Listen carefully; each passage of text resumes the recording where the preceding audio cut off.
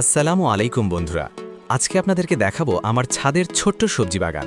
জায়গা কম হলেও ইচ্ছা থাকলে ছাদেই ফলানো যায় টাটকা টমেটো আর মরিচ। আপনারা দেখতে পাচ্ছেন আমি বড় বড় টব ব্যবহার করেছি। টবের মাটিতে দিয়েছি বাগানের মাটি, পচা গোবর আর সামান্য বালি মিশিয়ে। এতে গাছ দ্রুত বড় হয় এবং ফলনও ভালো হয়। প্রতিদিন প্রায় 6 থেকে 7 ঘন্টা রোদ পায় এই গাছগুলো।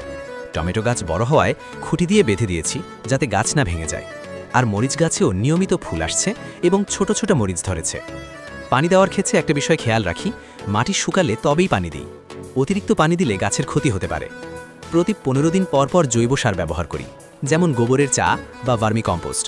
এতে গাছ সবুজ থাকে আর ফলন বেশি হয়। পোকামাকড় হলে নিমডেল স্প্রে করি। ছাদের বাগান শুধু সবজি দেয় না, মনও ভালো রাখে। নিজের হাতে ফলানো টাটকা টমেটো আর মরিচ খাওয়ার আনন্দটাই আলাদা। আপনারাও চাইলে ছোট্ট একটা টব দিয়ে শুরু করতে পারেন। নিয়মিত যত্ন নিলে ছাদই হতে পারে আপনার সবুজ স্বপ্নের জায়গা। ভিডিওটি ভালো লাগলে লাইক, কমেন্ট আর শেয়ার করবেন। সবাই ভালো থাকবেন। আল্লাহ হাফেজ।